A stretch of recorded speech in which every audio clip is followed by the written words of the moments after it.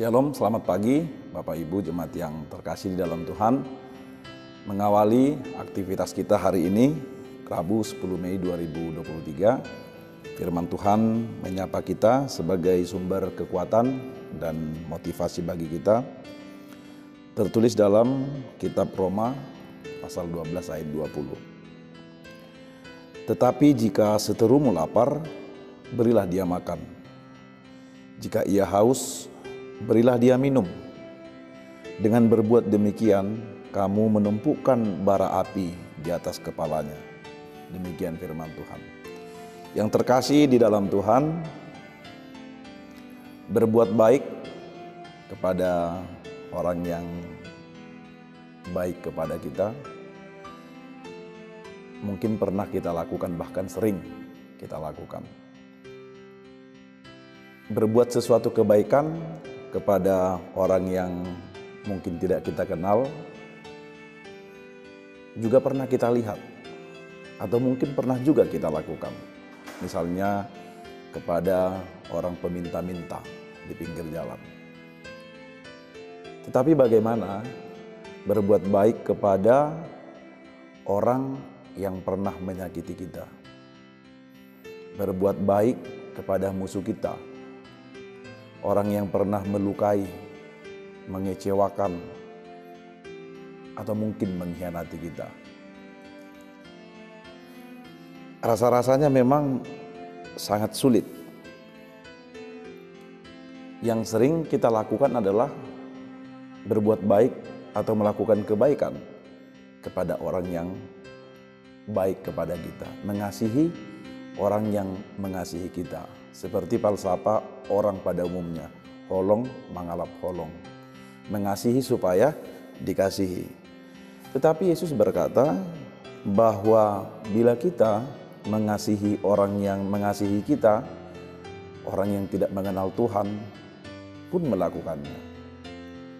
Artinya orang yang tidak mengenal Tuhan, tidak percaya kepada Tuhan, animisme juga melakukan tindakan-tindakan yang demikian. Karena itu Tuhan Yesus berkata bahwa kasihilah musuhmu. Dan itu serupa dengan apa yang disampaikan, yang ditegaskan bagi kita melalui renungan pagi hari ini. Jika seterumu lapar, beri dia makan. Jika seterumu haus, beri dia minum.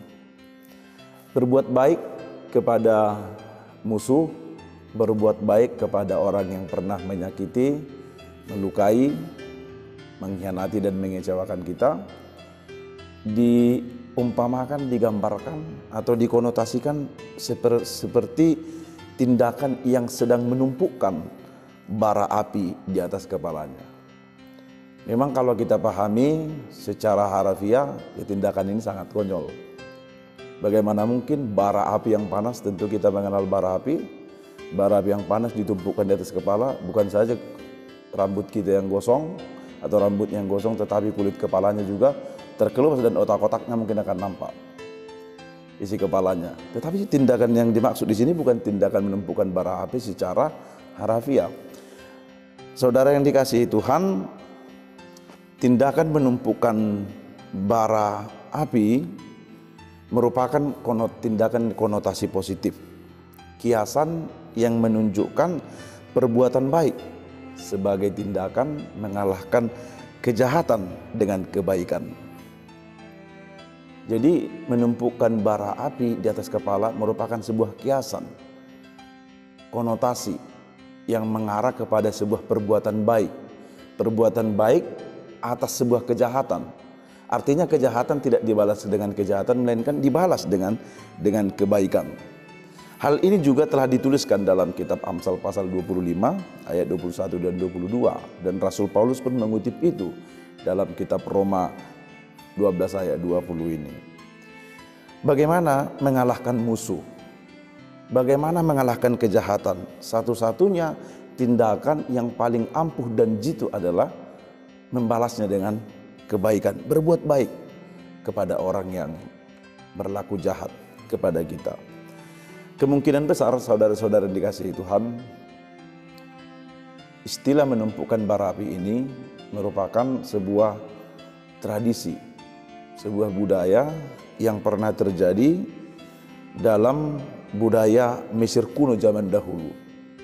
Jadi seseorang yang berbuat salah, yang berbuat kejahatan dan menyesali dosanya, menyesali kejahatannya dan kesalahannya, dia akan menaruh setumpuk bara api di atas piring atau setumpuk bara api di dalam panci, lalu meletakkannya di atas kepalanya sebagai tanda penyesalan diri, bahwa dia telah menyesali dirinya, menyesali segala kesalahannya, mengaku segala dosa-dosa dan kejahatannya, dan dia mengkomitmenkan diri untuk meninggalkan segala perilaku jahat dan kesalahannya.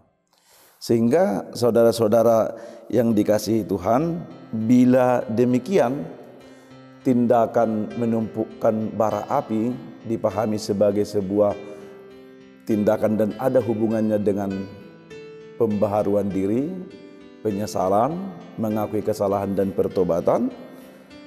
Dan itu juga pernah terjadi di dalam kitab Yesaya pasal 6 ketika Allah memanggil Nabi Yesaya untuk menjadi nabinya. Di bait suci, mulut Yesaya ditahirkan. Pada mulut Yesaya diletakkan bara api sebagai simbol dari penyucian, pemurnian. Dosa, kejahatan dan kesalahan Yesaya telah diampuni. Dan dia telah ditahirkan, disucikan dengan pemurnian ilahi, dan dia dilayakkan menjadi Nabi Tuhan untuk menyampaikan kebenaran-kebenaran firman Tuhan. Maka bila demikian, Bapak Ibu saudara-saudara yang dikasihi Tuhan, kalau tindakan menumpukan bara api berkaitan erat dengan tindakan pertobatan, penyesalan, pembaharuan diri, maka yang dimaksud dengan Roma 12:20 dengan memberi makan kepada seteru kita yang lapar, memberi minum kepada seteru kita yang haus, berbuat kebaikan kepada musuh-musuh kita.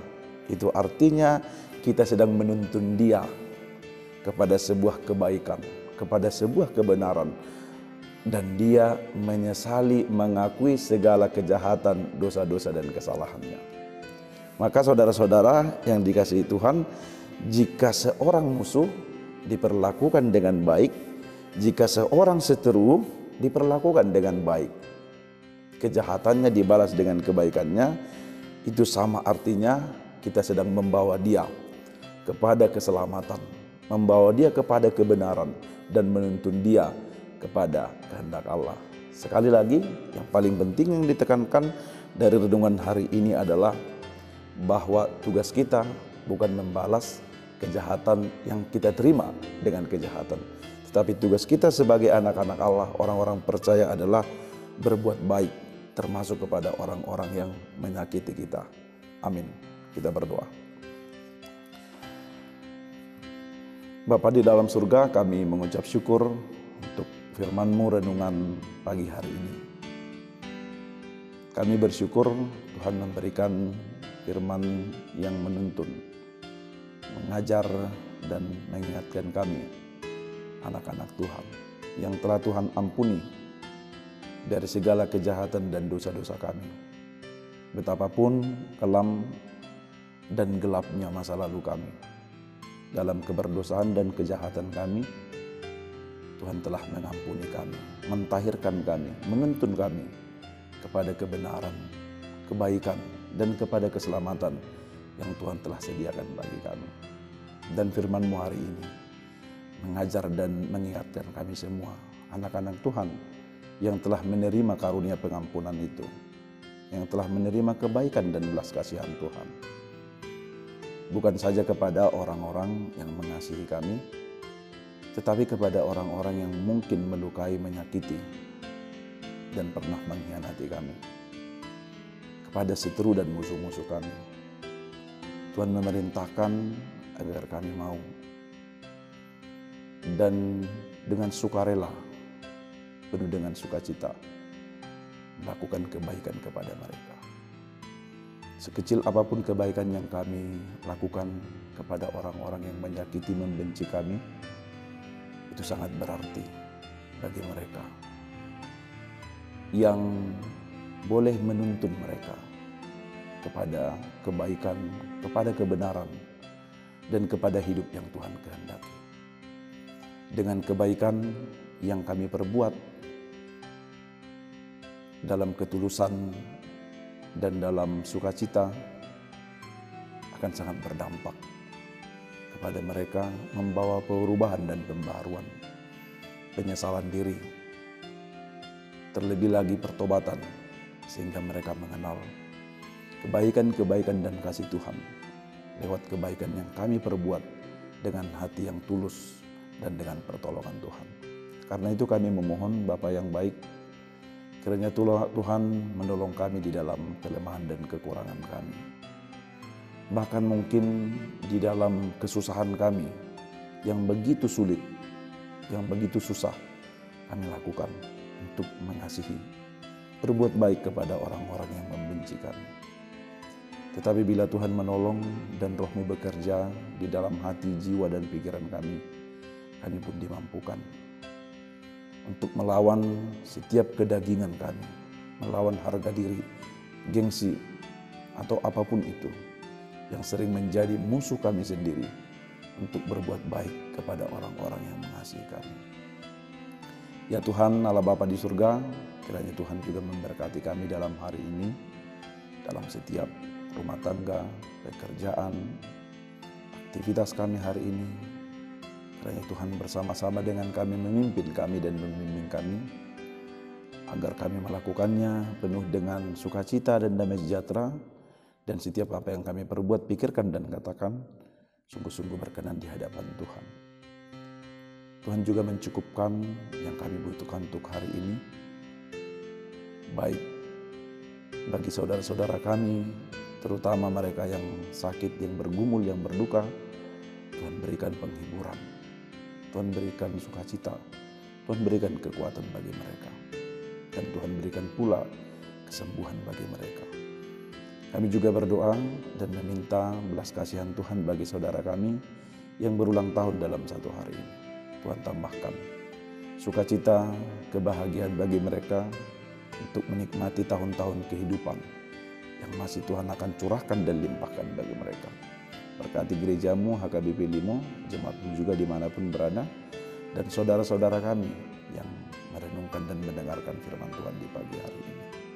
Kami serahkan hidup kami kepada Tuhan, kiranya Tuhan yang memimpin kami dalam hari ini di seluruh langkah-langkah kehidupan dan pekerjaan kami.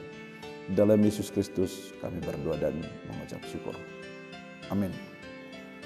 Demikian renungan untuk hari ini. Kami dari HKBP Limo menyampaikan selamat pagi dan selamat beraktivitas bagi Bapak Ibu Saudara semua. Tuhan Yesus memberkati.